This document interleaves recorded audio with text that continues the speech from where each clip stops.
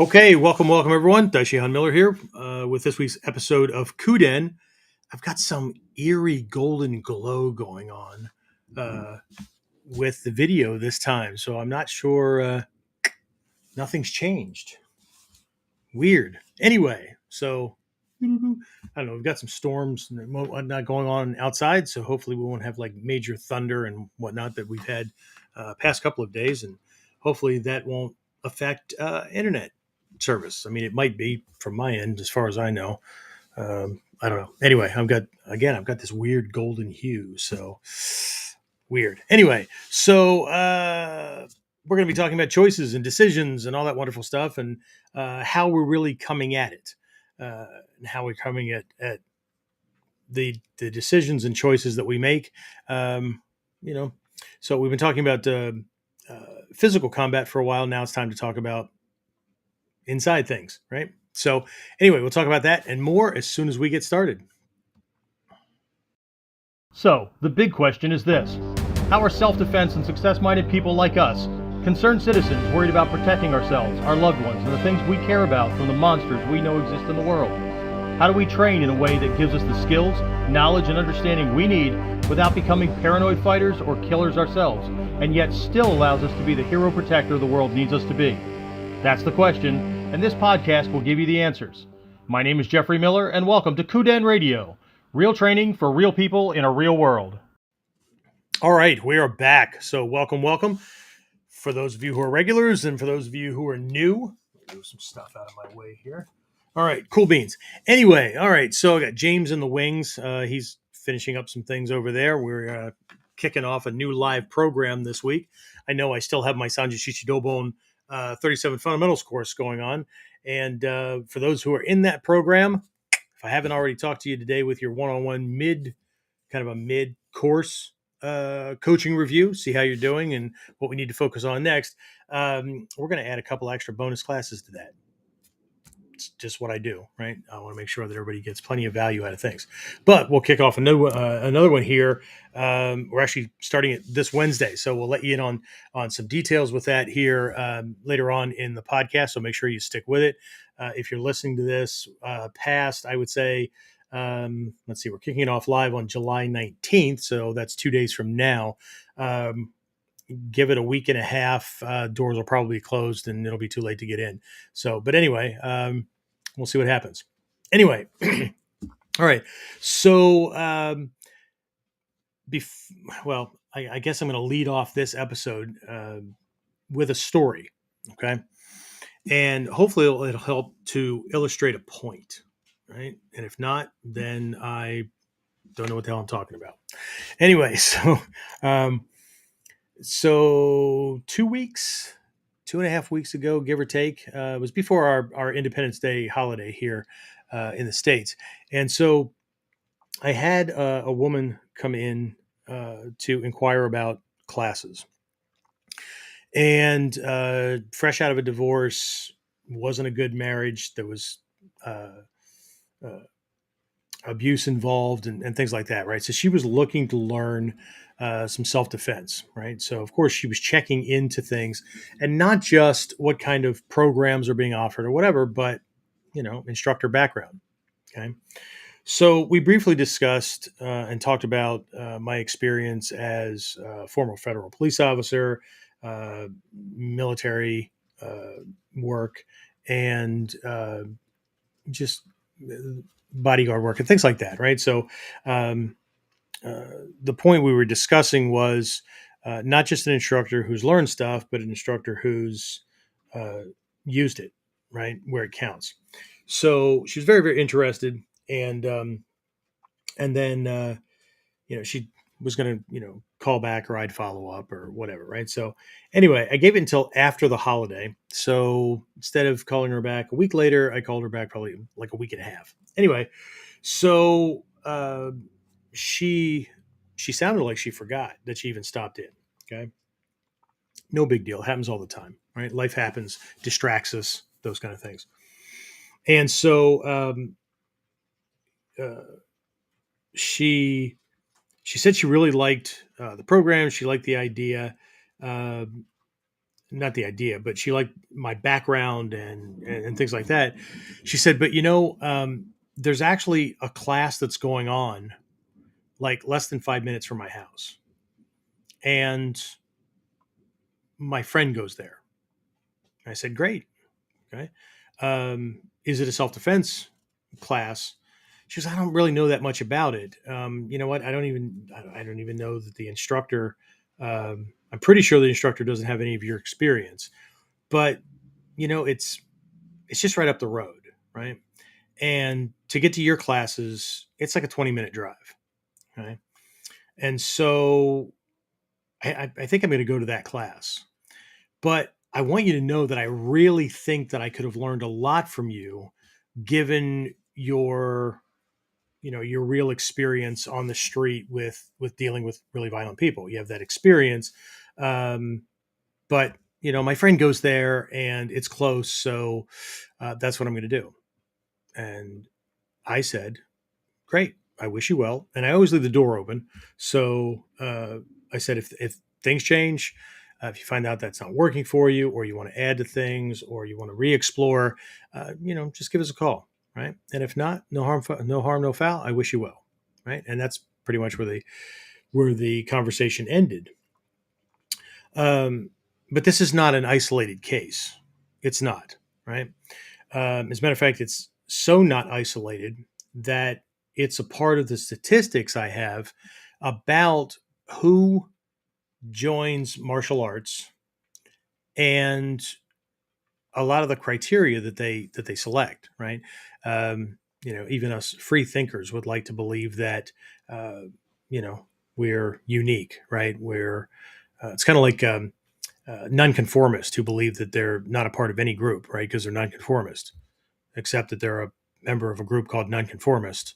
And so while they may not collectively gather in the same town, they think very similarly, and they have certain aversions to certain things and whatnot. And the personality traits are very, very similar. So it's still easy if I wanted to put out a message to speak to nonconformists. It would be really, really easy because I know who I'm talking to and I know what they're all about. So it's going to resonate with them. Right. I believe that I'm a nonconformist as well, but okay, I'm not one of the nonconformists that have a certain psychology where they're against whatever's going on, right? Because they're not going to conform to that. But if all these nonconformists got together and created a social structure that fit their primary outlook, right? 80-90% of them would become nonconformist within that group because no matter what the status quo is, they're going to resist it. So there's a form of oppositional defiance or oppositional defiant disorder, ODD, that's a part of that personality trait. Okay. Go figure, right? I don't fit in any mold. Well, see, there's a mold for people that think that they don't fit into a mold, right? So anyway, but what really came up, and James and I talked about this, and some other folks, we chatted about this a little bit in the Sanjay Chichidobon, the 37 fundamentals course that's going on right now, because that's heavy on psychology, right? How people think and how they make decisions and things like that. And what this points to, well, you know what? Before I talk about that, I mentioned statistics, right? And one of the statistics is that now, again, this is for people that live in urban and suburban areas, relatively built up. In my area, we're semi-rural, so the statistics change a little bit, right? But the national average is that the average person is not willing to travel more than 12 and a half minutes for anything, including martial arts classes, okay? They want to pick something close to work or to home because they don't want to have to travel farther than they feel is convenient. Okay. Regardless of value or quality, it's the rare individual who will go farther. Now, in my area, um, it's more like 20 minutes because the towns are spread out. And if people have their kids in sports or whatever, you're going to travel a little bit. But in the rural or in the urban and suburban areas, the statistic is 12 and a half minutes. Okay. Um, and again, it's based on convenience, right? So the question becomes, and I had this in our little slide that was up, right? The question becomes, are we doing the best we can? Are we making the best choices based on uh, what we have available, right? Including resources, time, those kind of things, right? Or are we choosing easy, right? Are we choosing to do the thing that requires the least amount of effort to produce satisfactory results, to produce a level of comfort, right? And that's a question that everyone needs to ask for themselves. Okay. And I brought up an analogy. I don't know if it was in a previous KUDEN here recently or whatever, but we were chatting about my son, who's now long since out of the Navy and whatnot. But before he went in the Navy, he just graduated from high school, and he lived about an hour from me. So I had visitation and things like that. But once he graduated, he had designs on going in the military. And so, being a veteran myself, I kind of took responsibility for that. And so I would go get him, drive him around, take him to the recruiters' offices and things like that. Um, but, and then, well, not but, we both had really long conversations about not just how great it would be or not just what the benefits were, but what hindrances or obstacles, right, were going to be in his way. And one of those was, no better way to say it, teenage laziness. Okay. Um, great ideas, great dreams and fantasies, good talk, enthusiasm on that side. Um, Hopping the happy ass out of bed or off the couch to, you know, go walking or jogging or whatever in the morning so that basic training wasn't a horse stomp in the face. That was something very, very different. And we both agreed that if he stayed with his mom, nothing against his mom, if he stayed with his mom, um, he would be left to do that on his own. And it probably wasn't going to get done. Right. So I made the offer, right? Dude, you can move in with me. Right. I will drag my happy ass out of bed. Right. I'll go back to basic training days kind of thing. Right.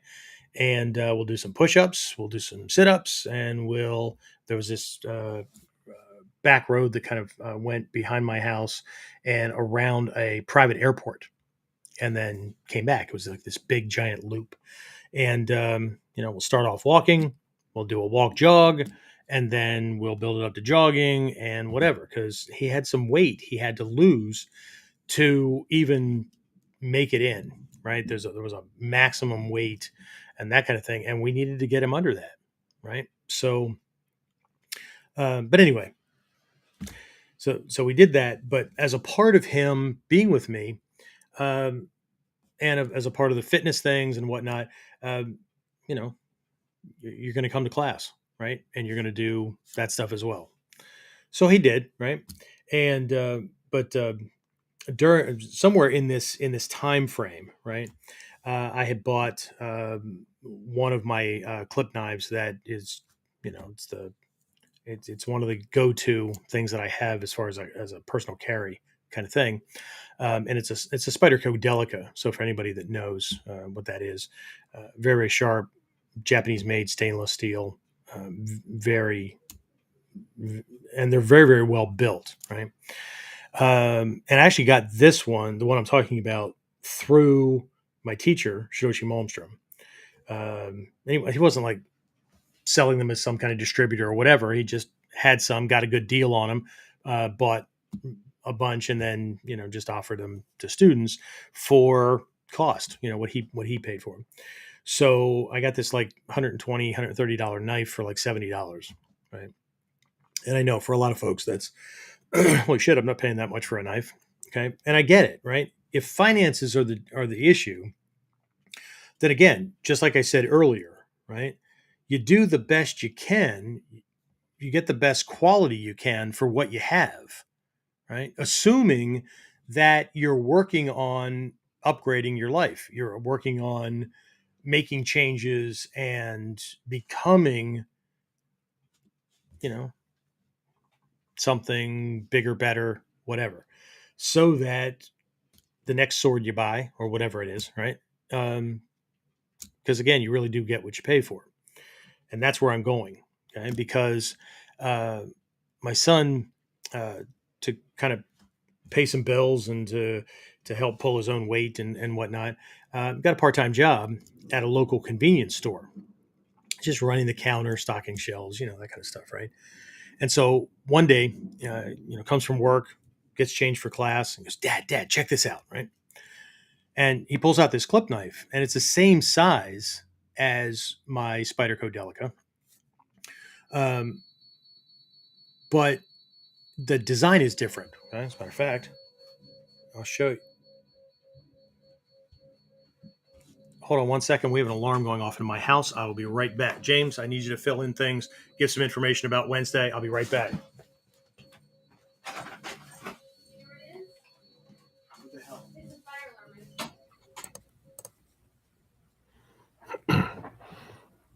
All right. Well, I guess I'll fill in for Sensei Miller while he's dealing with that. So he'll be sending an email out after the podcast tonight about a free training event, a webinar that he'll be doing on Wednesday evening. I think at 8 p.m. Might be 7. He'll cover that then, but it'll be live webinar on Zoom that you will need to sign up for to get the access information to it. And some of the topics he's going to cover during that training is going to be how to escape a grabbing attack against a bigger, stronger assailant and not end up in more danger afterwards. Why typical fight stances don't work for self-defense, and how to control your attacker before the first punch is even thrown. And why Ninjutsu is not a real martial art, which is exactly what makes it perfect for self-defense. And the last topic that'll be covered during that training is the power within the ninja's combat postures that goes way beyond stances. So those are the planned topics for that training, which is going to lead into the new program that'll be rolling out that is going to be basically a relaunch of our online Ninjutsu Black Belt training course. We're going to relaunch it a little differently this time, and it's basically going to offer live Q&A sessions, reshooting all the videos for it. They'll be coming out in different sections throughout the week. We're planning on doing 3 different ones each week: a basic skills video, basic techniques video, and then a third one on personal development. That's all part of the curriculum here at WCI.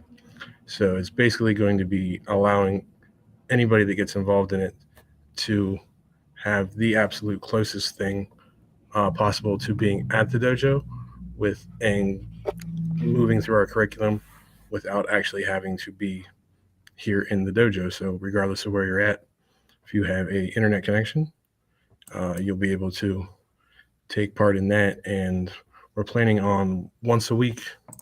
It'll involve a live Zoom class here at the dojo where we'll be working on the same techniques that are going on in the training. And if you're able to be live on the call, or on the Zoom, I should say, you'll be able to participate in that, ask questions, get feedback and everything live on the spot. And since it's via Zoom, you can see us, we can see you, and get feedback directly that way, which is going to be new and not something that you typically see offered in other programs like that outside of just video reviews for testing and that kind of thing. And as far as that goes, testing will be available as well as rank promotion as part of the program.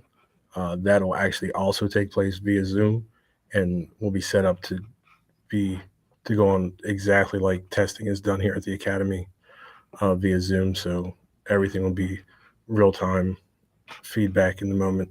The only thing you'll be missing is basically the ability for somebody to reach out and physically move you, adjust things, and things like that. But otherwise, it'll be the absolute closest you can get to being here at the dojo. And just sort of to kick that off, we'll be doing the live training, or he will be doing the training on Wednesday night to go ahead and get that kicked off and an idea of what's going to happen with that. Let's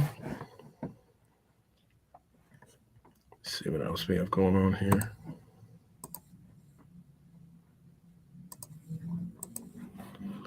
And of course, we're about halfway through the summer now, so we are moving closer towards the Japan trip. For anybody that's interested in that yet, that is September 18th through October 2nd. Sensei Miller is taking a group over to Japan for 2 weeks. There is a website on that, and there's a video he did with an information video, if I can speak correctly, that has all a lot of information about that, what all goes on during the trip. And as this will be the first time since before COVID that they've been over, this will be his first trip back. Things will be slightly different this time around. But I know there's several people here at the dojo that are going, and some other people have already reached out with interest for that. There is a limited number of people that he can take along for that. So if you're interested and you haven't reached out yet, go ahead and send us an email at warriorc@warrior-online-concepts.com and let us know that you're interested in that, so we can get you on the list, and we'll reach out then about more details and how to reserve your spot on that one. And then shortly after he gets back from Japan, we actually have our fall ninja training camp here at the dojo in Selinsgrove, Pennsylvania. That one's October 13th through the 15th. So it's a Friday evening. We usually do about 2.5 hours on Friday evening. And then it's usually like a 9 to 5, at least on Saturday and Sunday. Sometimes Saturdays can go a little later.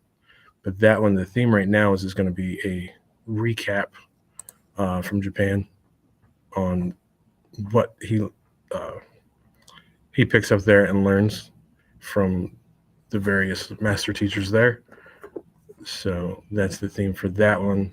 Again, that's October 13th through 15th. There's still space for that you can either jump in live and come in, like our buddy Phil drives in from Iowa and attends that with some bunch of other people, or there is a virtual option available for that as well if you want to attend but you just can't, for whatever reason, make it into the dojo. But if you need more information on that, you can find it at onlineninjaacademy.com/events. You can find the information page there with the pricing and registration and everything for that there. Okay. And what else we got? And a little bit further out, but we have Daikyomusai scheduled for 2024 already, and it is up and available for registration. If you'd like to plan out further ahead, January 5th, 6th, and 7th, again here at the main academy in Selinsgrove, Pennsylvania, will be that one. We don't have a theme planned out for it as of yet, but whatever we do is going to be some great training with great people. Usually the Daikyomusai always includes our New Year's Goma ceremony, which is also always a pretty powerful goal-setting experience. If you've ever been through it, then you know what I mean. And if not, well, you should be, because it's very, it's quite an experience to go through. Again, that one's up already as well for registration. That way there's plenty of time. You can make plans early to come in for that. Virtual option is still available for it as well right now, but if at all possible, it's always better to be live and in person. But if not, virtual training is better than no training at all. So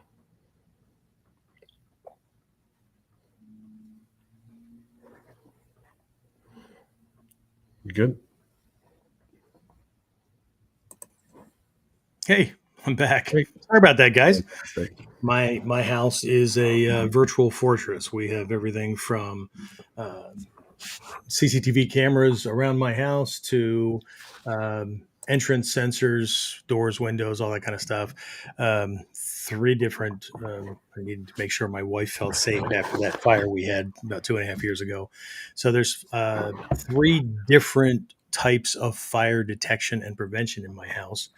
And we also have moisture meters, and apparently that major rain thing that we had come down, there was a window that was left open in the bathroom, and the water got on the floor and kind of shifted behind the toilet and hit one of these sensors. And but it took me a couple of extra minutes because when the alarms went off, my wife was right back there 2.5 years ago, and so I had to make sure she was okay because that's my job, right? So anyway, where the hell was I? Oh, my son, right? We were on that story. Yes. So you covered all those things. I did kind of pass through just as I had to take care of something else because my dog was freaking out. His ears now hurt because these alarms are really piercing, right? We have everything right down to a bed shaker, so it will like move our mattress, and the decibels that go up or that go off, I swear to God, they will wake the dead. And so luckily I was not in the bedroom when that happened because that freaked out my wife, the dog, whatever. So now she's trying to calm him down. But anyway, where the hell was I? Oh yes. My son. Okay. So he was coming to class and he was working at this place and he comes in and, what was it? Did I get to the, oh yeah, he had something to show me, right? So Right. he pulls out. I think I was in the process of reaching my pocket when that happened, right? So this is my Spyderco Delica, right? So there's a certain design to Spyderco, right? And you know whether you have an authentic one or not because there's a spider on the blade, right? Can you see that? Okay. So for those of you who know what they are, that's fine. But there's certain construction pieces to this that, based on learning knife defense tactics that certain commandos and people like that use, I have another one around here. Where the hell is it? Oh, there it is. Right. So this one, it's branded Smith & Wesson, but I'm pretty sure it's not made by them. Sorry. Anyway, so the release catch is right here. For those of you on audio only, I apologize. I'm going through this, but the blade release, right, and the blade break, right. The blade break is typically back here in between the handles, right. See the difference? There's a hollow thing, right? This was a gift, right? This one with the wooden handle and stuff. I mean, it looks nice and all that, but there's things that are different. Okay, which of these things? No, it's not like that, right? But the break on this one, right, is not the same, and the thing that's holding that blade there against pressure when the edge impacts something, right, it's going to be very different from this one, that this brake takes up this whole section, right? I mean, it's damn near impossible to flip this blade backwards toward the handle. Okay. I'll explain why that's important here in a minute. Okay. So the piece here in the blade, the blade is shaped so that this hole, right, which is thumb tip size, right, your thumb tip can't not fall into that unless you just have so little tension on it. The more pressure, the more stress you have going on, the more that falls in there, right? So opening this, right, becomes very, very easy. I don't have to possibly miss this little knob. And I get it. A lot of people have told me, look, I just practice a lot and I'm able to do that with my knife um, with no problem. Great. Under pressure, right? When your palms are sweaty and your hands are shaking and the adrenal response is kicked in, right? So, and this isn't the only blade maker that does things like this, but it's designed with those kind of things in mind. The other thing that it's designed with in mind, and again, I'm pointing to this thumb brake right here that it's the lock release for the blade, right? Okay. So for the vast majority of knives I've seen, it's in line with the edge, right behind the blade at the fore of the handle, right? So when that gets depressed, then the blade will fold. Okay. The Spyderco, I there may be designs out there where this is different, but I haven't seen one. So the brake is in the middle of the handle at the top side, right, on the spine side. Okay, which means that it will be underneath my hand. It'll be wrapped in my palm when I'm using this. And the reason that this matters, for those of you who are on video, you can see this, right? My index finger, right? It, this can slide around. This can shift, okay? And so anybody that knows how to do that can come in here and lever my index finger sideways, because they're not as strong sideways as they are curling and folding, right? Or unfolding and folding, right? And what they will do, because I learned how to do this, you slide in and you just run your finger across the bottom of the handle. And what ends up happening is it unlocks the blade. And now I can just fold your blade down on your fingers. Okay. The Spyderco doesn't allow for that. Okay. The reason I'm pointing these things out, I'm not selling Spyderco. I have no vested interest in Spyderco. I have no Spyderco stock, nothing like that. Right. My son comes to me and they had gotten these clip knives, right, for sale at the convenience store. And he had two of them, right? And with the exception that where this is much more sturdy, I promise you, right? This blade probably retails at $70. But the one he brought, much thinner on the metal, right? Plastic handles, that kind of thing, plastic clip. Same basic design though, with this little button attachment here and the brake here. Okay. So he said, look, I got these things for $10 a piece, right? Why would you spend that much money on a knife? And we had this little discussion, but there was no changing his mind that, you get what you pay for. And just because it looks the same doesn't make it the same. And then, I don't know, couple of weeks later, we did some cutting practice at the dojo. And it's a good thing it wasn't a double-edged knife, because we set up some resistance targets. Some of the things that we would do is take newspaper, and roll it into these really tight bundles that were cut at, what is that, maybe 6-8 inches, something like that, and then tie it with a string and attach it to a crossbeam, right? So they're just hanging down. So what that does is it makes the print becomes kind of the consistency of spongy flesh, but firm. I mean, there's no stick in it, but you get the idea, right? But it moves, because what we were practicing were biting cuts.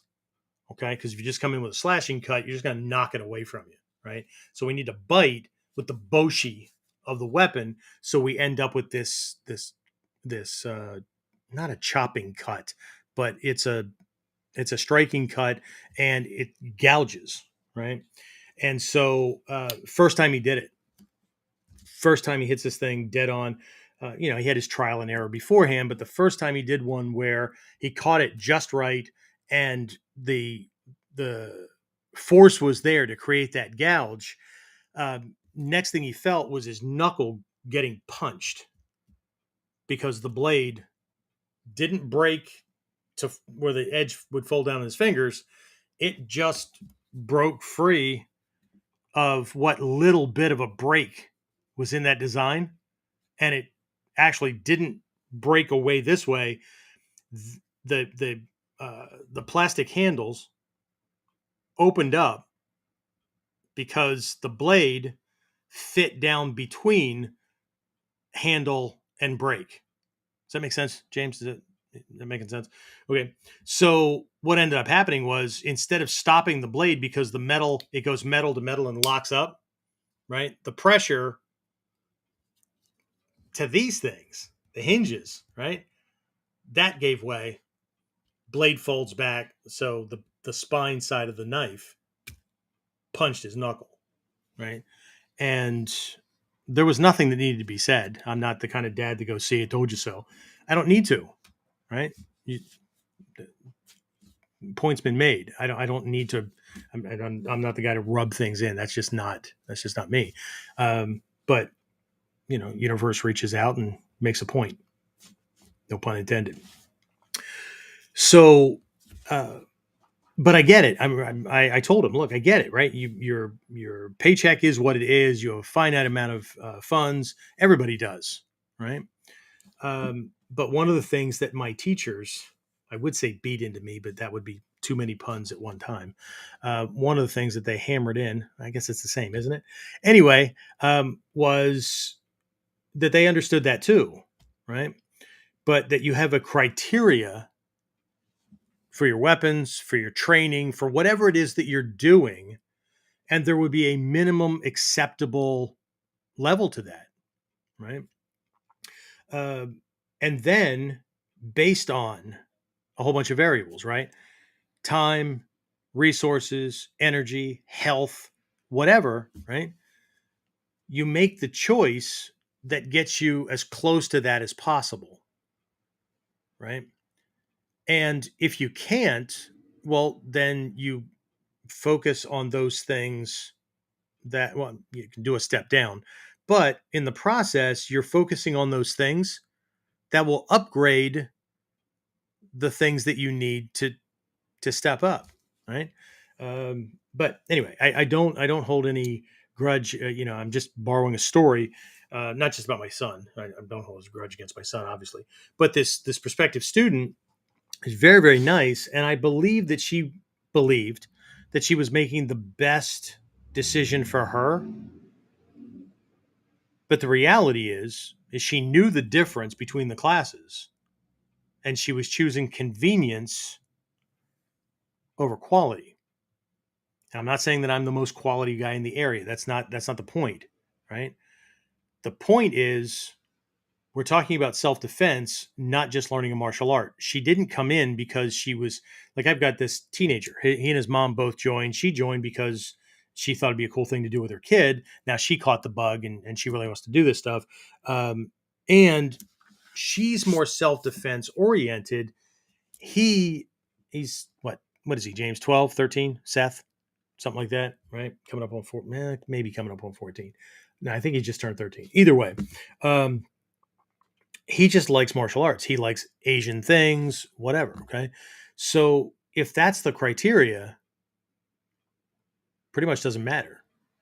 Right. But if we're talking about self-protection, then everything matters, right? Beginning with who you choose to train with. And again, I'm not here to knock any instructors. This isn't the point, right? And I don't make a long list of things like how to choose a correct martial arts school or whatever. Right? I just leave people with one thought, and that is, when we're talking about self-defense and survival, especially against other violent human beings. The person that you choose to learn from, right? Whether they acknowledge it or not, whether they're even aware of it or not, whether you should be acknowledging it, but hopefully it doesn't happen accidentally. See, here's what's really happening, whether anybody acknowledges it or not. And that is that you're putting your life in their hands, right? You're putting your safety in their hands until you reach a point where you can do it for yourself. You're trusting them, right? We have that in our student creed, right? I believe in my teachers. I show respect to all who help me progress, that kind of thing, right? Because if you don't think your teacher can do it, right, then there's a problem. I call students on that on a regular basis. Matter of fact, I just did it. Was it last week? Just before my wife and I had a little getaway. Somebody pulled a punch in class, and one, I reminded them not to pull a punch. Okay, but two, you need to figure out why you're pulling the punch. Because if you're pulling a punch because mommy told you or grandma told you that nice people don't hit, and that's what you're running into, that's fine. We're going to have to address that because that can bite you in the ass at the wrong time. Okay. But if you're pulling your punch because you didn't want to hit me, because you're trying to help me be successful, there's some doubt in there, right? There's some doubt. There's maybe some disbelief that you don't think your teacher can do it. And if you have that belief, you shouldn't be with that teacher, especially when it comes to self-protection. But people do this stuff all the time because, well, this one's convenient, right? James, how often do we get emails from people that have wanted to take Ninjutsu? They've been wanting to take it for years, but they didn't want to. Well, they don't say they didn't want to. What they say is, I can't travel that far. You're too far away. That ego rephrases things really cool, right? But what it comes down to is, I'm not going to do that, right? It's not convenient for me. I'm not going to do that, right? So I wanted to do that, but I couldn't. So I took fill in the blank, -do, or whatever, right? So, again, I'm not here to knock anybody's decisions. What I'm here to do is point out something that we have to guard ourselves against. Okay, this is called mindfulness, right? For those of you in the Sanji Shichidobon program, we just had another round of this, and we're going to do it again this week with this two-part class on discussion of the 5 powers, right? And specifically, 2 of these things are wrapped up in these little stories I'm telling, and I'll share those in a minute. Right? There's 5 of these. The middle one is mindfulness, and then after that it's concentration, and after that is wisdom. Right? But each of these 5 combat a hindrance or an obstacle to enlightenment or enlightened living. Okay. And if we're not careful, what ends up happening is we actually create more of the same thing we're trying to escape. Okay? This obviously is running full circle back on self-protection, because the degree to which we practice, and I don't mean hours put in, I mean depth of research and study into what a bad situation is like, right? I know that it can involve punching and kicking and all those kind of things, and that's certainly part of it. But I'm talking about getting into how the adrenal response affects the way the muscles work. I'm talking about the response you could be having when you can feel his rage, when you can smell his sweat, when you can hear him, whether it's just his breathing or whatever, right? Or him telling you what he's going to do to your family after he's done with you, kind of thing. And I get it, right? We can think that that's just going to fuel our rage and we're going to do our thing and we're just going to be more committed and all that. And that may be true. But there's a lot of self-reflection that goes into this too, right? And this is where mindfulness comes in. The power of mindfulness, or the strength potential that turns into a faculty eventually of mindfulness, is not about awareness. It is superficially, but it's not about being mindful of. It's what you are mindful of, and to the degree to which uh, you're processing things and thinking about things, the depth of your thinking and study and things like that, right? Concentration is just, can you stay focused? I mean, part of concentration is discipline, right? Can you hold your mind where it needs to be?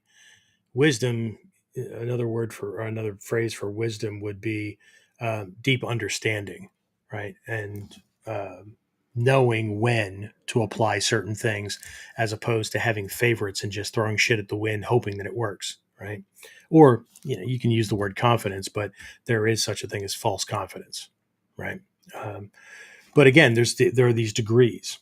Okay, so um, while I know the word laziness stings, right? um, the second power, the second strength potential, right, that leads to these faculties that, again, we're studying in this program, um, is effort or energy, right? And we've talked about this in different lights throughout the program. Intention, right? Effort, energy, those kind of things, right? And it's like computer programmers, right? There's a little acronym that they have, GIGO, GIGO, right? Garbage in, garbage out, but it's not necessarily garbage, right? I would say EIEIO. Energy in, or I guess what is it? EIEO, right? So energy in, energy out, right? The amount of effort that's put in, right? Um, and anything that costs more is more valuable, in whatever area, right? Is going to require more effort, right? We've also discussed that whether we're talking about the Ninjutsu side of things, or we're talking about the Mikkyo side of things, or we're talking about anything of significance that you are trying to uh, gain, right? You're trying to achieve, whether it's a goal or it's uh, level of stature, or a degree to which you're trying to move your career or grow your business, or have your family, whatever, right? Um, the degree of energy that goes in is directly related to the product that you get, right? So, and again, I get it, right? I'm going to keep mentioning finances just because that seems to be most people's um objection, and right behind that is time. Okay, um, so again, you do the best you can with what you have, right? But there's this concept of self-checking, right? Making sure that that's what we're doing, right? We know what we have, we know what we can afford. I'm choosing the best that I can with what I have, knowing that it's an expedient or something that will hold me until I get to that next level and can do the next thing. that we're doing that and not choosing because of this hindrance. You can say hindrance to enlightenment. You can say hindrance to mastery. You can say hindrance to achievement of the vision or the goal that you really want to have, right? The hindrance is laziness, right? Just not willing to put in the effort, okay? Um, but there's this other thing as well, which is confidence, okay? And I brought that up as well, right? Um, my son had absolute confidence in that knife until he had to learn a lesson, and luckily the lesson was in the dojo, right? That's the place where we're supposed to be making mistakes, right? If we go, right? Um, but the first strength potential, the first power, the first strength, whatever you want to call it, right? Um, is that of faith or trust or confidence. Use the word that works for you the most. When I say faith, I don't mean blind faith, like uh, you know, you just have to have it and hope that the thing at the end of the road is there or whatever, right? Um, in Mikkyo, faith comes with mental processing. It comes with evidence. It comes with a strong application of intellect, right? You have validation. Um, and I know, right? We can all dream up validation, but you have it, right? And you're testing it, right? But what that, and I'm going to use the word confidence because I think that helps people over that any kind of weird spiritual hangups that they might have because of, I don't know, who knows, religious upbringing, whatever it is, right? I use the word confidence. Um, the hindrance or the obstacle that uh, conquers or controls or whatever is doubt, right? Um, so here's the thing with the prospective student, right? She didn't have any doubt that she could learn uh, what she needed to from me based on, and I'm conveying a story right secondhand. So you weren't there, you weren't on the phone, you couldn't hear her voice and whatnot. But when she described the other class, and there were these little points where there was comparison, and she had to admit she didn't know much about the instructor, or she didn't know, the things, right? The inflection, right? In neurolinguistic programming, right? We're very tuned into tone and inflection, right? Because it speaks to what's going on behind, right? The thought process, the intent, and the inner world coming out. Your speech is the bridge between your inner world and the outer world, right? So what I heard was, she might not call it doubt, right? But it was a lack of confidence comparing the two. But the overriding factor, what you get? Okay, you get where I'm going with this. So, and again, this week for my guys in the program, we're going to be talking about how these five powers actually flow. One leads to the next, leads to the next, leads to the next. But in the beginning, you can just kind of play with them and exercise them and recognize them as individual, like legs on a chair or a stool, or these things for producing results. But anyway, so what I thought would be just worth discussing, right, is kind of this cautionary tale, right? Because again, we need to be clear on the goal, right? We need to be clear about our passion and our enthusiasm, right? The energy that we have that's going to move us forward, right? Um, because if there's not enough of a reason, there's not enough why. We did a whole podcast, at least one, on why, right? The power of why, and having a powerful why. Um, if we don't have that, then these other things are going to creep in, right? So a lot of these, there's 5 negatives that these powers control. They control doubt, laziness, uh, forgetfulness, right? Mindfulness takes care of that. Distraction, right? Concentration controls distraction, and then either bewilderment or unclear thinking, right? Misinformation, those kind of things, right? Wisdom is the cure for that. But these things all can work together to conspire and slow us down, right? And James, during our well, one of our several meetings today, and I mean like productivity meetings, I think we were working on the upcoming program, and there was something that came up that was going to be that would fit in with this. Do you remember what the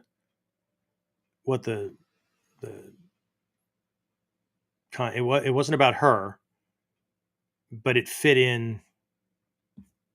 I should have taken a note when I did it because we're both thinking the same thing. Who knows? It'll pop back out again. But you don't remember offhand. No. Anyway, we're even when we're working, we're considering how things work and using life as a litmus test and all kinds of things, right? It's just anyway. So again, we don't have a problem with the mindfulness part of things and thinking about the aspects of training and whatnot. So, but it's the hindrance of things, right? So, again, was it last episode that I mentioned the 3-part student creed and how that led to the vows of intention and those kind of things? So in the student creed, right, we have the student creed itself handles 3 forms of doubt that can come up for a student that would cause them to fail or quit, right? Doubt, right? Or not believing that they can do it, right?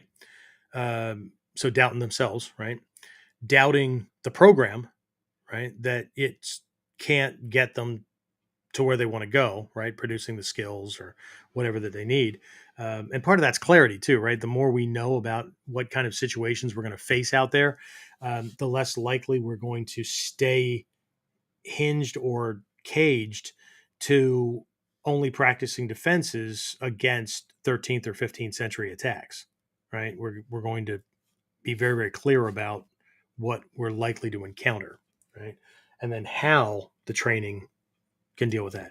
And then the third major doubt for folks on any kind of personal development, this isn't just martial arts, any personal development path, there's belief in self, there's belief in the program that you're studying, and there's belief in the teachers or guides or mentors that you've chosen to move you forward, right?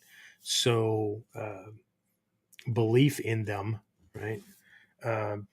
Which should grow as you go because you should be getting more validation and more evidence, right? That things are what they should be, right? Just like the more techniques you're learning, the more skills you get under your belt, no pun intended, the more belief you have in yourself, right? The more your own confidence rises in your abilities, right? The more things happen kind of in life, right? Where, something surprising happens and you shift into pretty much close to a kamae, or you trip and you end up rolling and coming back up or whatever, right? That builds on that belief in the program because that skill and the way you learned it matched, right, the way a real situation occurs, right? And that both of these things kind of feed into, right, believing in your teacher, right? When they're explaining things, when they're teaching something, if they get caught by surprise, right, something just right, and they just do it, right. Um, Again, all these things keep increasing, right? But if the doubt remains, right, doubt leads to laziness or sloth, or what's another good word? Big $50 word out of a $5 mouth, like Tupper, or is it Tupper? Tepper, something like that. But either way, it's just, doing bare minimum, or I start taking time off or whatever, right? And then, of course, that drops that subject or that thing, goal, whatever I'm working on, out of my mind. So I'm not thinking about it as often, right? And then distractions creep in.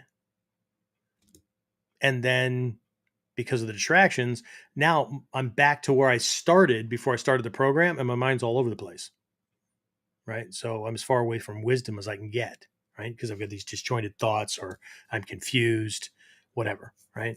Um, but again, the positives work in that direction. I don't want to just turn this into a Sanjay Shichidomo program, but anyway, so I guess this would be a point or a point in the show to open things up. And James, who do we have on? Any questions? Any comments? Is this valuable at all? I'm not. Hopefully, I'm not confusing anybody. Um, but again, what can you do with what you have? Not. And here's the thing, right? And I should have pulled it down. And I'm not at the dojo. I've got this one mandala. A key part. One, two, three, fourth step on this path out of 13. Fourth step is discipline. Okay. Discipline says it'd be nice if you wanted to, but you don't have to want to or feel like it. What's required is that you know that it's required and needs to be done. And the effort is applied to get it done. Okay. Laziness is not that, right? Laziness is, I don't feel like it. I'll do it tomorrow. James and I, we had that conversation earlier, right? We were talking about somebody. This is common. This is common in our society, right? You're. I don't know about you. I and James is very similar as well. You get to the end of your day, you did a lot, but you didn't accomplish what you set out to accomplish for that day. And inevitably, James, if you share this stuff with people, what are 9 out of 10 people going to say? There's always tomorrow. There's always tomorrow, right? Except that, Tomorrow never comes. well, tomorrow never comes, right? Because tomorrow is today, right? So tomorrow's an illusion. But, and again, for those of you on audio only, you can't see this, but I have my hands a certain distance apart, and I'm going to move them at the same time in the same direction. Okay. So listen to the words. And if you're on video, you can see this. If I put it off until tomorrow, what I just did with my goal is this, right? I just moved my goal a day farther out. Okay. Now, could there be things that have stalled me and I'm going to have to do things tomorrow because crap happened today or what? Yeah. Okay. But that doesn't change the amount of energy or effort that's going to have to go into this. So one of two things are going to happen. I either have to add the days that I wasted or didn't get things done to the end because it's still going to require the same number of days, or in the process of moving there, I'm going to have to ramp up the energy, effort, resources, and all that way more, because if I don't, it's going to take longer, right? But we've talked about from the very beginning, we only have a finite amount of time, effort, health, resources, those kind of things. No matter how much you increase them, you still hit a cap, right? So if you don't have a finite amount, or what most people would, if you're not Bill Gates or Warren Buffett or whoever, that you don't just have, you can make a decision and go, you know what? Okay, I'm going to throw more at it. If you don't have more to throw at it, then it's going to take more time, right? So, sorry, for some of us, that causes agitation. And telling us that there's always tomorrow causes more agitation. Okay. Because I have to do tomorrow what I failed to do today. Right. And again, life happens. But tomorrow, or that need to do it tomorrow rather than today, shouldn't be my own fault.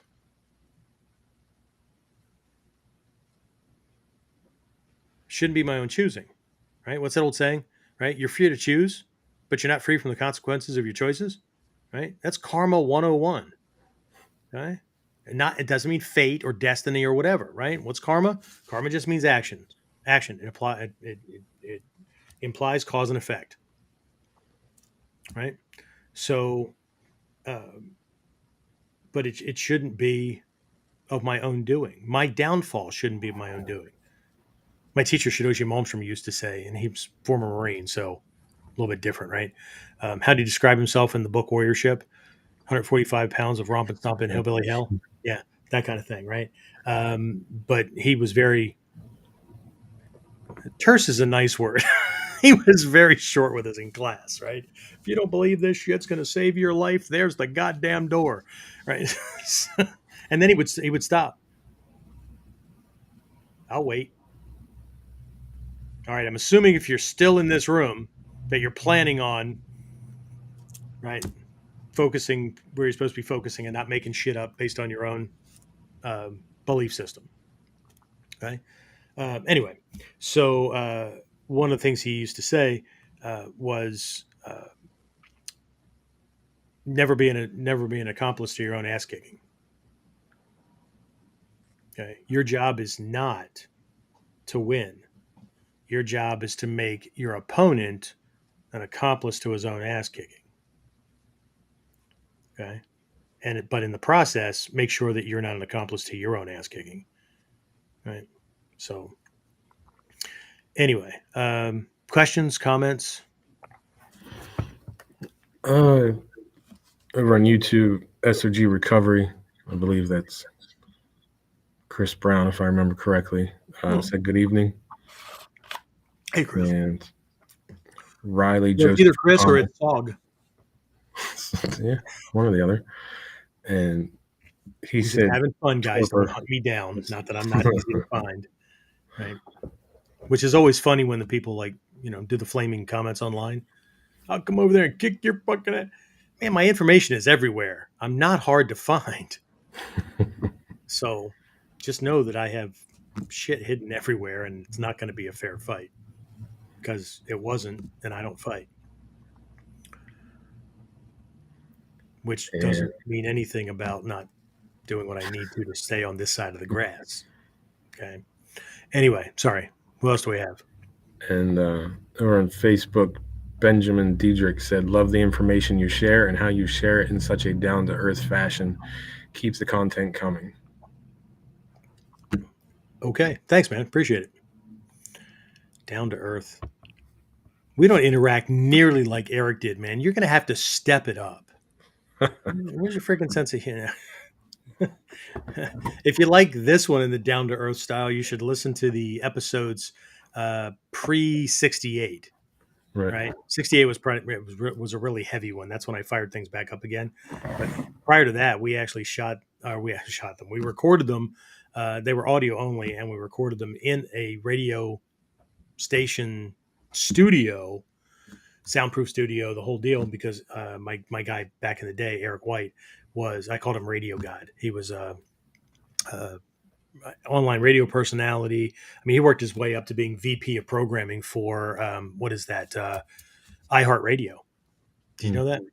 And then got tired of the corporate stuff and moved from California across the country to, I think he's in North Carolina, working for a small radio station because that's where he got his foothold, and he just couldn't take the corporate garbage. So, but he enjoys being the radio personality. And so the original premise of KUDEN was to run it like a morning drive, like morning workday drive talk show. So we would laugh at dumb shit and all kinds of stuff, right? But anyway, he had it formatted like a radio talk show where there were like little, basically commercial breaks about different programs or like the upcoming Japan trip. Or he kept it way more organized than I do. This is more like a fireside chat, but I don't have the fire. So, so anyway, but I believe this is what KUDEN and Shinden is about, right? Just that heart to heart, mind to mind.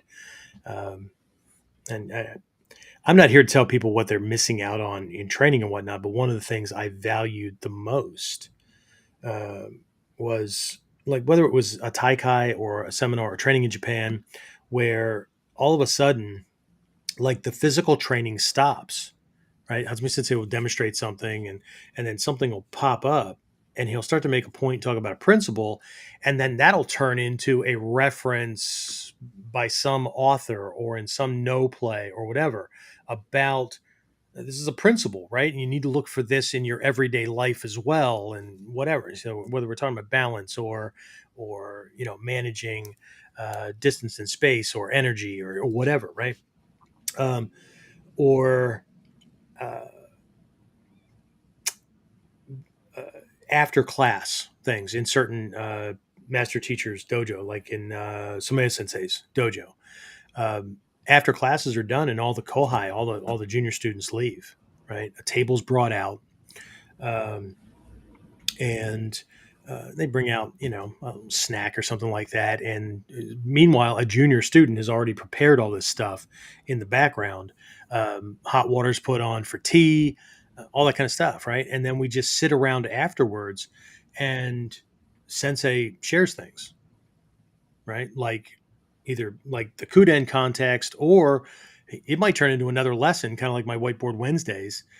And sometimes it's he just springboards off a class, or he would just start talking about something, or we would just sit and be sipping and talking about who knows, life or training or whatever, and then he would catch something like that, and then so it was all this like extra training, right? Shirai Sensei did the same thing in his classes, but we would normally do it in that break time between kind of like physical training session 1 and session 2. There was always like a water break in between, and it was a way to decompress and relax. And during those times in Hombu, Hatsumi Sensei is not really relaxing, right? He's sitting there and doing art for people, right? And um, anyway, so but that's where these discussions happen, or over dinner or whatever, right? So not all the training goes on in the dojo, right? Um, but I'm glad that people are getting value out of this, right? Obviously, we don't have near the followers. I think we have. What did we count last time, James? Give or take about 10% of what like another, I'm going to call him a Bujinkan personality, has with things. Right. Um, the views on our videos are uh, about the same, if not more, some days. But either way, I just hope I'm bringing value, because there's more to the art, and there's always been more to the art than just the taiden, right? The physical, the body transmission is what taiden, right? Like everybody knows Mikkyo kaiden, but there's taiden body transmission. So that's where you're learning skills and techniques, right? There's kuden, which is the mind, right? It's the knowledge, right? So the teacher sharing that kind of stuff. It could be everything from strategy and tactics to principles and concepts to a lot of these things that I discuss. But there's another thing that crosses as well. And sometimes it meshes with kuden because it's a life lesson. But the shinden, the heart to heart transmission, right, is where the teacher student bond occurs, right? And it should be, there should be a connection, right? And I hope that there is, right? Even if we never train together outside of this, right? Because in all honesty, to most of you, right, you know what I look like. I have no idea what you look like, right? I have no idea how much you train, don't train, whatever, right? But I have trust, faith, and confidence that you are making the best decisions for yourself based on conditions and resources and those kind of things, and not based on convenience, right? If you're striving to be a ninja, which is warrior plus, and I don't mean like the movies, right? Um, again, this topic keeps coming up in the Sanjay Shichi program as well, that this is not an easy task. This is not child's play. If this were easy, everyone would do it. If it feels easy, we're doing something wrong, because the training, physically, mentally, emotionally, spiritually, life, and whatnot, should be more taxing on us than anything that we could experience outside in the world. Okay. So I hope that I irritate you sometimes. I hope that you question the value. I hope that you consider not ever freaking listening to me again because I rubbed you the wrong way. Because if that doesn't happen, then I'm not doing my job to get you out of what in Mikkyo is called dull sleepwalk living, or assumptive living, or assuming oneself as God. And I know a lot of people, they just got a weird feeling about that, because I would never assume myself to be God. But if you let ego lead based on convenience and comfort and that know-it-all attitude, yeah, you do. Not you, because you guys are all enlightened, okay? But yes, that person does. Okay? If you sit on high and judge, right, as the Almighty, the all-knowing, then yeah, the state of godliness has been assumed. You don't have to use the words. Okay. But anyway, I'm glad that I'm providing value, and I'm glad that, this feels down to earth and kind of thing, because, it should. Right. And I know a lot of people have an issue with, the use of certain terms, Daishihan or master, or why do you use that or whatever? Well, one, it's a title that I have, but long ago I learned that people in their heart of hearts, I know I do, but people in their heart of hearts seek out those that have more than just a trick or two up their sleeve that they can learn. Right. You know, I know a guy, the number of students that I've had that have joined my school or joined these online programs or whatever, and I ask about prior experience. They go, well, I had an uncle that taught me some things, or I had, a friend who was in the military taught me some things. And my question is, why are you not still training with them? And they don't have a really good answer, but the answer usually is, see, they were my uncle first. They were my friend first, right? And that's if we don't cross the barrier of just wasn't that into it. I learned a couple of moves, and that's what I was into it for. And so when that was satisfied, then I was done. Okay. How many times have we brought up the idea that some people just have these dreams, right? That they've always dreamt about taking martial arts. They've always dreamed about learning ninjutsu or whatever, right? Okay. You can do that in less than a day. You can do that in an hour, right? You simply find a program, or find whether it's live or online or whatever, find a teacher, right? And sit in on one class. I know that's not what people mean, right? Because they want to learn the whole thing, right? But what ends up happening? Okay. One, they've achieved their goal, right? Their goal was super vague. They've achieved the goal, right? You've trained in ninjutsu. Great. Okay. But what'd you get out of it, right? So you can be successful, but at the same time, again, vagueness begets vagueness. So we need to be careful, right, that we're not letting our description of the goal become our greatest limitation. We just had an episode on that, didn't we? Right? Your goal is your limitation. Yeah.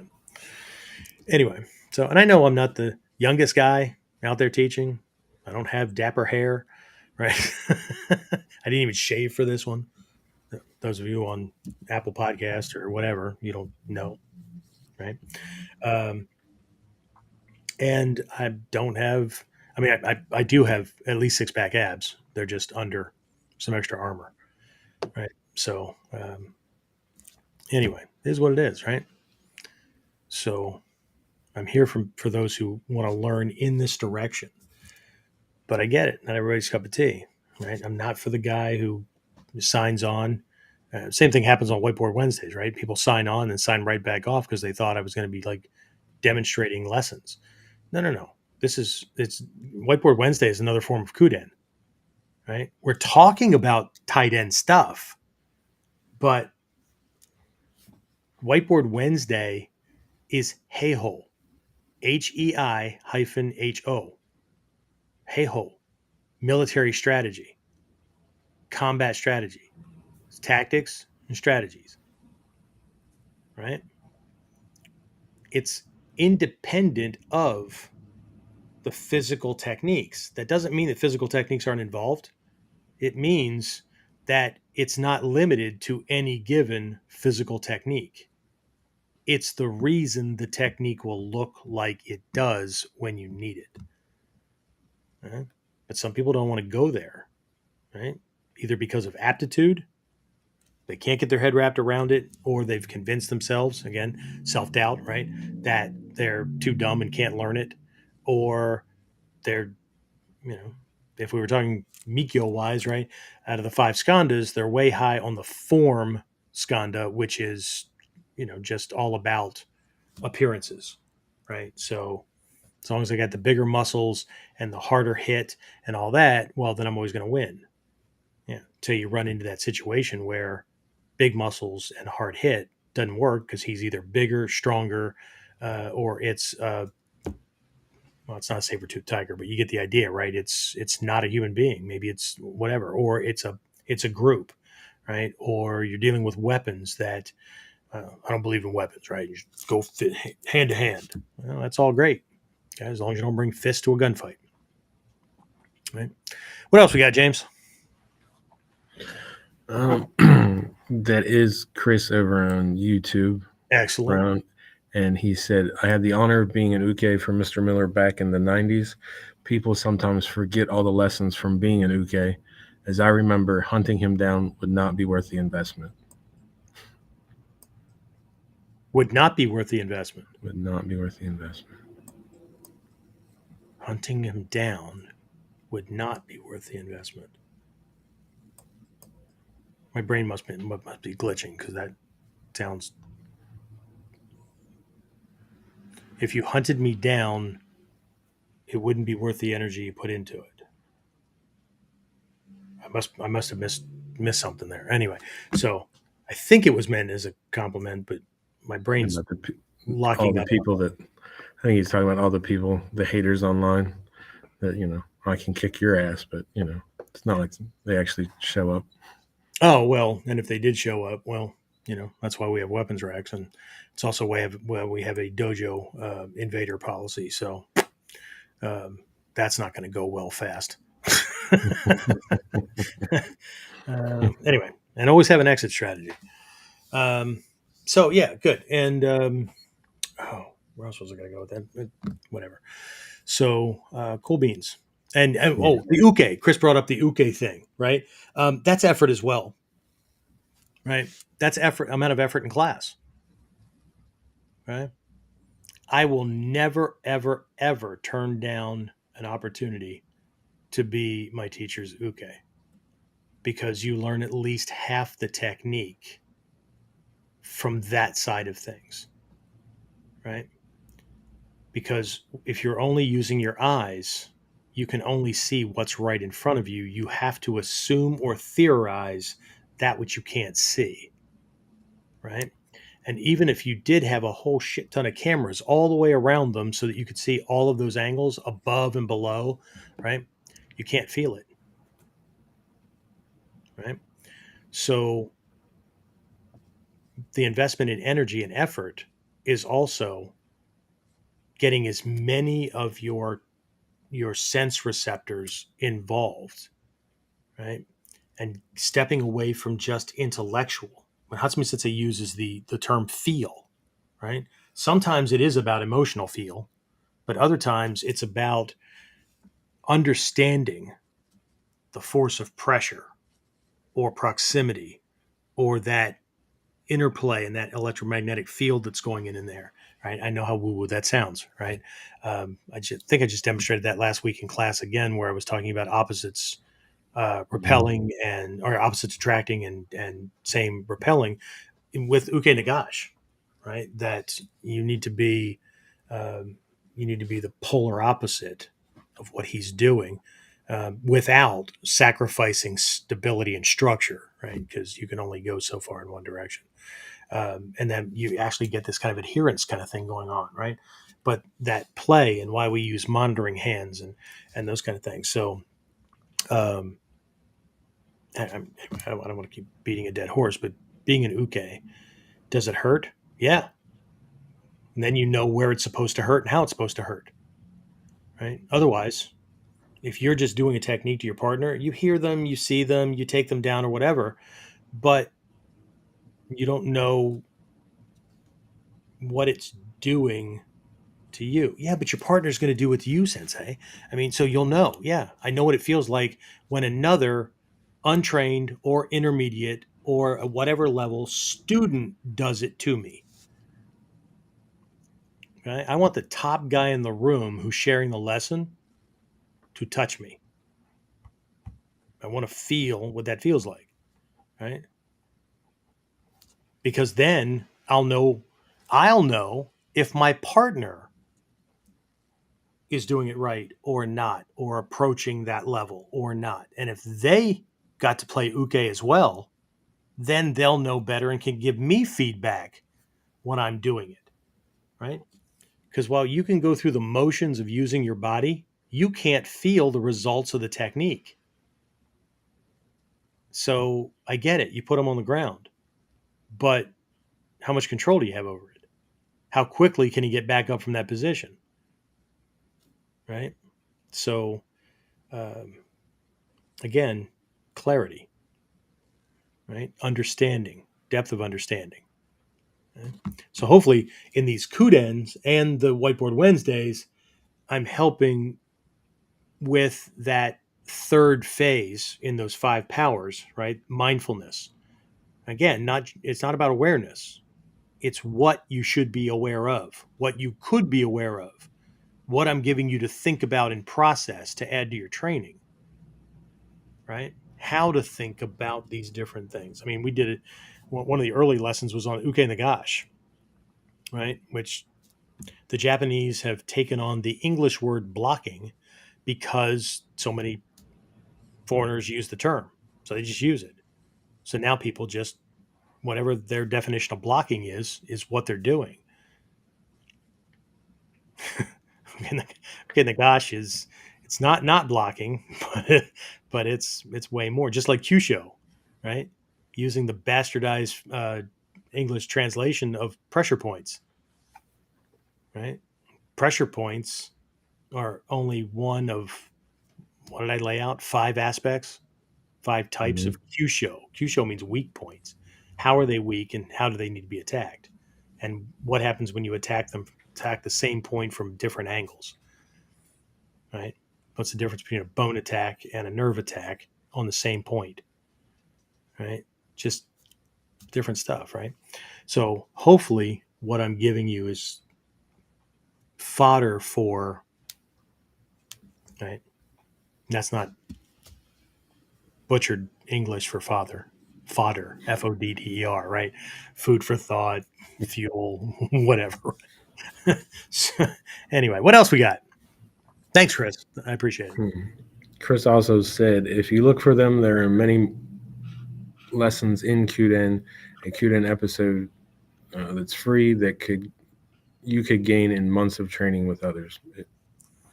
All right, stop, dude. Stop. I'm not kicking out commissions or kickbacks for you talking nice about me. I don't need a manager. My wife's my manager, so it's okay.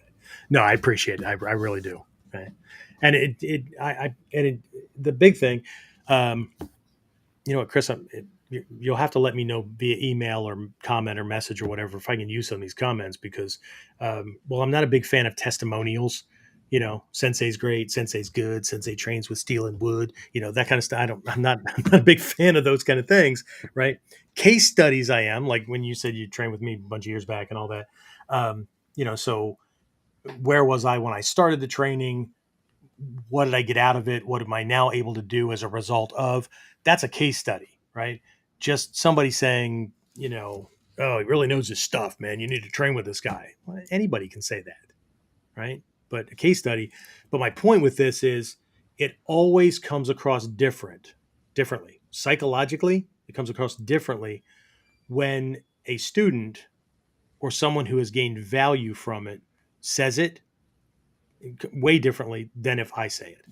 If I say, here's what you're going to learn, and at the end of this, you will get, right? It's just, it could sound like hype, it could sound like anything, right?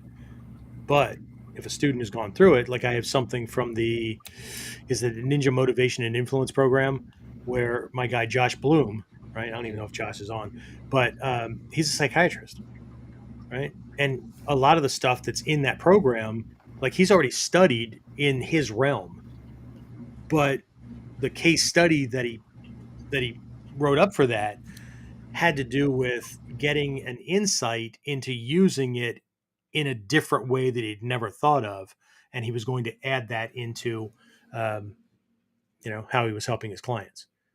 So that's the kind of stuff I look for. Like when special forces or military or law enforcement or security guys or whatever write me an email and go, man, you just keep this stuff coming because this is gold and we need this to stay alive every day, right? That's the stuff that moves me, not the guy that goes like, my friend, like he was attacked by somebody, with a knife and he couldn't do anything about it. And so all this stuff is bullshit. Okay. Well, you didn't tell me if your friend was trained at all.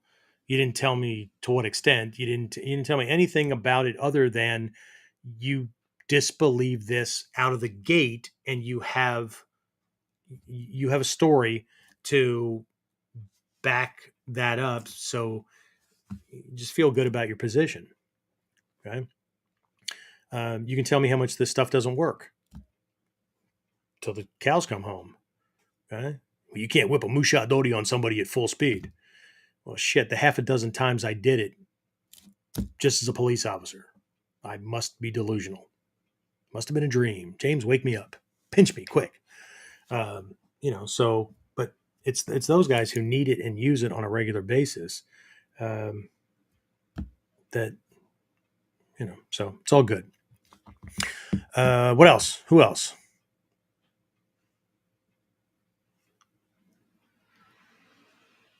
You're muted, dude.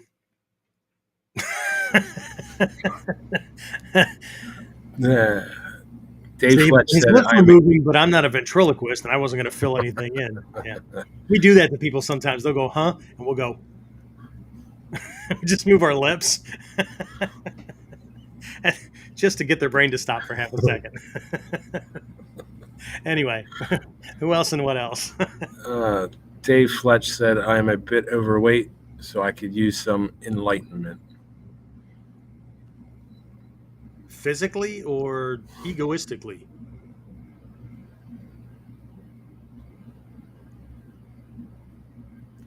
I'll leave that to you. Okay? Because I'm a bit overweight as well. But that doesn't stop me. Okay? Anyway, what else we got? And he also said, become ninja in a day. I have had many students like that, LOL. Yeah. When this new program comes out, one of the bonuses that people are getting, and it's actually going to be on the front end for those who enroll during the early enrollment kind of thing, right? So you have stuff to work on before the actual course starts. Did you cover the course? Sorry, I was handling alarms and things. I covered some of it, yes. Okay, some of it, yeah. So a couple of years ago, was it during COVID or was it? I don't remember. All this shit blends together. Anyway, we did a 5-day. It was basically a challenge, right? It was a 5-day Ninjutsu Kickstarter challenge, something like that, right? It was basically the title, right? And just the title itself was very polarizing. Like I did not have to spend a dime on Facebook advertising because the number of people that came out of the woodwork to either bash it or say it was a good idea was just phenomenal, right? 51% of the people, because I track all this stuff, 51% of the people were just bashing it and sharing with their friends and, co-bashing it and all that kind of stuff. And 49%. So it was heavily on that side, but it was close enough, right? People were like, well, that's a cool idea, right? So, but the bashers, the conclusion they jumped to way early was that I was telling people that I could turn them into a ninja master in 5 days. Even though the word Kickstarter, and in the description it said what, James? For those people who've always wanted to get started, or those who trained before and are having trouble restarting, right? Big letters, big freaking font, right? There's another freaking wingnut out there telling people they can be a ninja in 5 days. Well, thanks for playing the game, but thanks for helping to tell Facebook how popular this program was so that they would share it to way more people, right? But what it does is it walks through the foundational stuff. One of the classes is on how to set up a training area when you don't have space for a training area, right? And how to set it up in a way where you have regular reminders of the goal that you can't not continually remind yourself, right? It keeps you awake, right? Not woke, awake, right? Um, what else was in there? How to lay out suggestions for weekly practice and those kind of things, right? It was literally laying a bedrock foundation for solo training students who have limited access to their teacher. And I think one of the lessons was on we laid out traditional responsibilities of students and traditional responsibilities of teachers, and how long distance students have to assume some of the responsibilities that would be the teachers in a traditional dojo. For instance, you sign up for a program, the class schedule is already taken care of. Here's when you'll be training. Okay? The hardest problem, and I've been a solo student my entire martial career. Okay? Well, I take that back. In 1975, 76, when I started in Goju Karate as an after school program at my junior high school, those were set. They were every Wednesday for an hour and a half right after school. Right. But otherwise, in this art, I've always been a solo training student. So I think that's where my unique power, my superpower comes from. And then I can help people that have that, what is normally considered as an impediment, right? And how to get from no belt to, well, I can't promise you'll do what I did and trip over yourself and end up being suggested for Daishian ship. That's not even right. I made that up. Anyway, right? Just ending up in this position, right? But what I did in this Kickstarter thing was lay things out because it was designed for solo training students trying to get this stuff. So one of them was in recognizing that you're going to have to be mindful about these things and assume responsibility for creating your class schedule, creating your syllabus. Now, I offered in that program, I think I offered our lesson plan, basic outline kind of thing that people could use, but you're going to have to determine what, for how long, right? Now, in our regular programs, we offer video reviews and things like that. But yeah, so that's we're going to throw that in as a bonus for people that sign on early for that program, because that'll give them things to work on and think about before the actual lessons that they think they signed up for are going to flow. And they did. But anyway, so what else? You're muted. Okay, good. Fool me once, right? Dave Fletch said both in answer to your physically or literally. Fair enough. And that was it.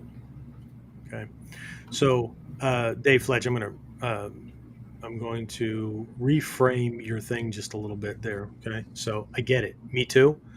But don't forget, power in taijutsu comes from body weight behind the fist.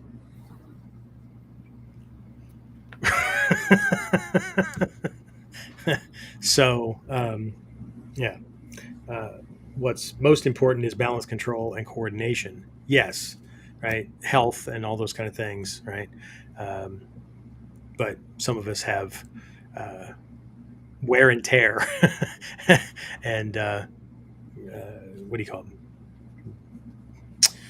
Side effects from medications and all kinds of crap because of damage and whatever. So do the best you can with what you have, but do the best you can with what you have. That makes sense? Okay. Don't don't use things as excuses. Okay? Do the best you can. Right? I need a good quality knife as a sidearm. Great. Okay. What's the best that you can afford with the budget you have? Right? I need to get training. Great. What's the best that you can afford with what you have? And if everything is a constant focus, we have this thing in the dojo, um, this acronym, I can, right? Which fits in with the NIN thing anyway, with perseverance, right? But I can is an acronym. Improvement is constant and never ending. So, but that's not just martial arts, right? The other half to our martial training, right? You have the tiger side of training, which is your martial skills. What's the dragon side of training? Your social skills, success, success skills in both realms, and then they feed each other. Okay, and ultimately, and this is my belief. This isn't something I got from a teacher or anything like that. I believe that if I create my best life, if I create a life worth living, now my martial skills are in context because they're there to keep me in the world, to do good in the world. They're not just a hobby or a side interest or another thing that inflates ego. But that's me, right? You have to establish these things for yourself. And that's the cool thing, right? You're free to choose. And when I say, but you're not free from the consequences of your choices, that doesn't make it bad. It means I need to be mindful of my choices because, as Shrey Sensei always says, good decision, good choice, good action do, good situation make. Bad choice, bad decision, bad action, bad situation make.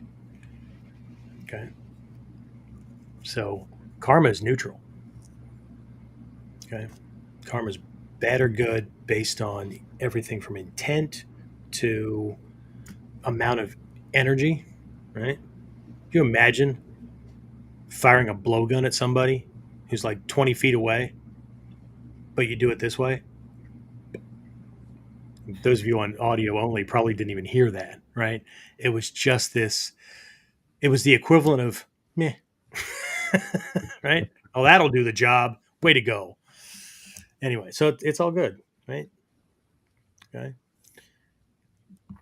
It's you got to do what you got to do, right? But you got to do. Warriors are people of action. Okay. And as long as you're making decisions that move you forward to whatever degree, forward movement, you're not your own worst enemy. You're not the one kicking the rug out from under yourself. You're not the one letting your muscles atrophy. You get the idea, right? You're not the one living a life where people want to punch you in the face because you're a damn asshole. Now, I get it, right? I get the term asshole all the time because well, I speak truth. If you're going to be pissed off at me, it's going to be because it was my fault. Okay. People make up shit all the time, right? I don't need for people to make up shit, right? If they want to be mad at me, they have plenty of reasons, okay? But not because my intent was to be an asshole or to deceive or to do any of those things, right? I'm going to be termed an asshole because I don't like what I have to say. Okay? But truth is truth. Okay? You know that thing from the 18 preparatory steps, right? Powdered incense. Some goes in your hand, some goes on your tongue, and while you're tasting that really nice smelling incense, right? It's bitter. And the words you think are, "This is the taste of truth." And then you rub the powdered incense in your hands and you rub it on the areas of your body where it goes. And that is the feel of truth. Okay? Truth will protect you, but dot dot dot. We'll just leave it there. Anything else? Anything last minute? Chris just said, yes, he will be in contact by email. He is working a goal now to get himself to a spot that he can have the time and other things. As soon as that is reached, he will reach out. Cool. Thank you. Excellent. Yeah, you bet, man. Okay, so as a reminder, right, we're going to be opening doors for that program on Wednesday, but we're going to do it via. I was handling alarms.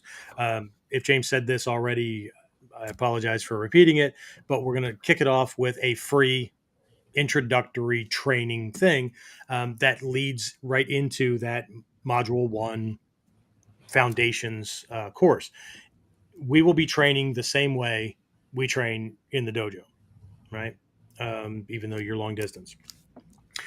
So I'm assuming you already gave him the page and hit the highlights and things like that. Okay. I hit the highlights. I didn't give him the page. Yeah, so there's gonna be a couple of techniques we're gonna take a look at and whatnot, but the training during that introductory event is going to compress into one class what you're going to get across separate training lessons across the week, right? So there will be a lesson that you can do solo, right? There will be a lesson that's a partner kind of thing because it's the active kind of thing, right? And then there's going to be a personal development part, right?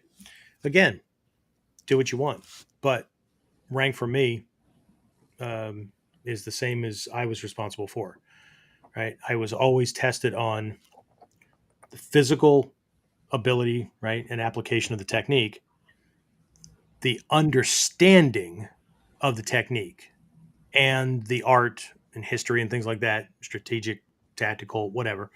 And the third one was life improvement. Am I changing and am I producing more and better results? Because I'm not a really good guide for hobbyist. I'm not. Okay?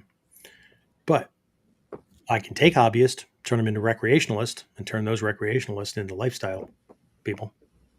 Right? Where this no longer is something you do, it becomes so much of who you are, you can't not do it. That's cool. Okay. Anyway, all right. I think we're going to need to wrap this up because they're going to kick us off here pretty soon. So hopefully I'll see everybody again next time. I don't know what the topic is. We'll feed it out to you next time. I think the next one that I'm doing, we're back on more of a physical, tactical side. But if you want more of that stuff, don't miss the Whiteboard Wednesdays. They're live typically through the same channels. We're not on the KUDEN page. We're on the online ninja training, online Ninjutsu training page on Facebook, but still on YouTube, that kind of thing. Every Wednesday at 3 p.m. unless for whatever reason life throws me a curveball and I have to adjust time. But yeah, so tomorrow the notices should be going out about what Wednesday's theme will be, and then you can go from there. So do we have Whiteboard Wednesday, is that up as a podcast or something like, because all these things used to be under live and now YouTube has made changes. So like KUDEN now falls under a podcast heading in the menu bar. Right. What about Whiteboard Wednesday? That does not know. KUDEN does because it actually goes out like it's on podcast You directories go and on whatnot. podcast services. Okay. Yeah. Right. Because we're on Pandora and all that kind of stuff. Right. So, Right. and next goal is what? XM radio here in the next couple of months when they open the doors for that. Right. As soon as they open it. Right. Yeah. So we got a foot in the door. At least being on Pandora now, we have a foot in the door and a really good chance of ending up on XM, Sirius XM radio. So Right. that'll be a cool freaking day. Anyway, so let me close it this way.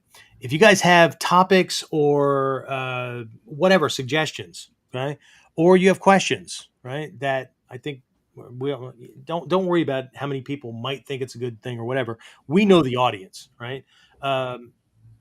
If you've got questions or a topic request or whatever, send them in, right? You can post them in the comments section down below, but we try to do our best at getting to these things. But I mean, we have so many projects going on. It's just sometimes it's not easy. So if you send things in to warriorc@warrior-concepts-online.com, for those of you who might have wrote something down earlier, James, I apologize. I came back in while he was doing the URL, and he did it inside out. So if you wrote it down, please fix it. So he said Warrior C at warrior-online-concepts.com. Don't worry about it, dude. You probably said it 15 ways the right way, but somebody's going to throw a flaming comment if, fucking shit don't work. Anyway, so Warrior C, the letter C, at warrior-concepts-online.com. Okay. Send those things in and I'll divvy them out because if there's something that would be really great for Whiteboard Wednesday, it'd be really great from KUDEN. And if nothing else, you're going to get at least an expedient answer back from me that'll help you move forward. And then, if it seems like it's something that would really help everybody else, because otherwise, I mean, we're at episode what? Almost next week is 170. Mm-hmm. Holy shit. Right?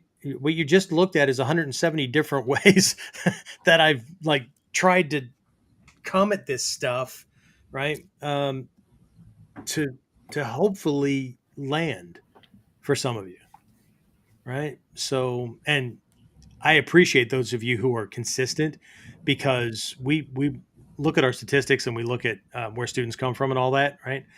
Our best, most engaged students, the most recent ones in the last 2-3 years, right?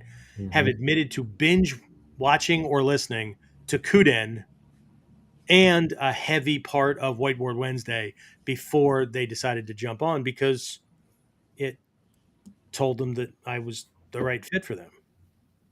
And that's cool, right? So I don't mind doing all this free stuff. It does bother me when people say that I'm all about the money because of the cost of the program.